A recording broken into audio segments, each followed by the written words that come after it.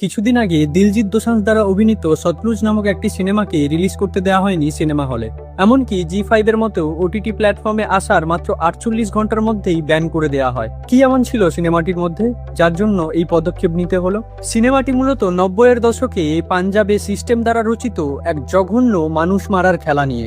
1990-এর দশকে পাঞ্জাবে আতঙ্কবাদীদের সংখ্যা এত বেড়ে গেছিল যে সরকার পুলিশদেরকে সরাসরি নির্দেশ দিয়েছিল, আতঙ্কবাদী দেখলেই এনকাউন্টার করো, এর জন্য পাবে মোটা টাকার পুরস্কার, আর যে যত বেশি এনকাউন্টার করবে সে পাবে তত বড় প্রমোশন।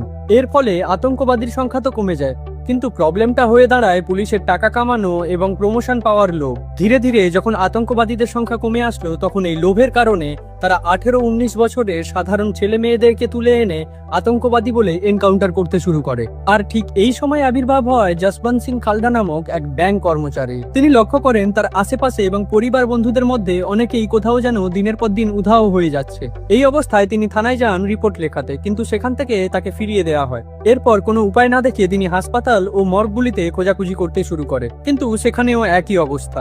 শেষমেশ কোনো উপায় না দেখে তিনি শ্মশানগুলিতে খোঁজাখুঁজি শুরু করে, আর সেখানে গিয়ে তিনি রীতিমতো হকচকিয়ে যায়। একটি শ্মশানে প্রতিদিন প্রায় 100 থেকে 150 জনের মৃতদেহ আসছে। শ্মশান কর্তৃপক্ষকে জিজ্ঞেস করলে তারা উত্তর দেয় এরা সব আতঙ্কবাদী। পুলিশ এই মৃতদেহগুলোকে শ্মশানে পাঠাচ্ছে। শ্মশানের রেজিস্টার চেক করে তিনি দেখতে পান যে প্রত্যেকটা মৃতদেহ নাম ঠিকানা লেখা আছে, আর সেখান থেকেই তার সন্দেহ আরো বাড়তে থাকে। সত্যিই যদি এরা আতঙ্কবাদী হয় তাহলে নাম ঠিকানা কোথা থেকে আসছে?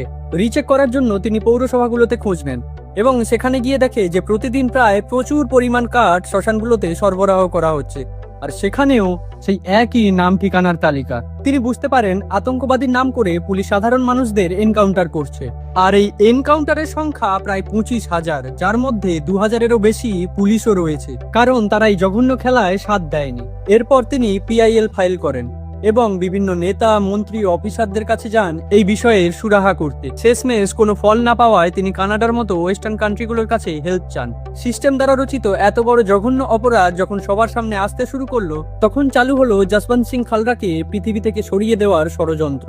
1995 সালে তাকে কয়েকজন পুলিশ অফিসার মিলে অপহরণ করে, আর আয়রনি দেখুন, কোর্ট এই পুলিশ অফিসারদেরকেই নির্দেশ দেয় তাকে খুঁজে বের করার জন্য। স্বাভাবিকভাবেই এই পুলিশ অফিসাররা যখন তাকে খুঁজতে ব্যর্থ হয়, চালু হয় CBI তদন্ত। তদন্তে CBI যখন এই পুলিশ অফিসারদেরকে দোষী হিসেবে গণ্য করলো, তখন কোর্ট তাদেরকে যাবজ্জীবন কারাদণ্ডে দণ্ডিত করলো। যশবন্ত সিংকে আর কোনোদিন ফিরে পাওয়া যায়নি, কারণ তাকে মেরে নদীতে ফেলে দেওয়া হয়েছিল।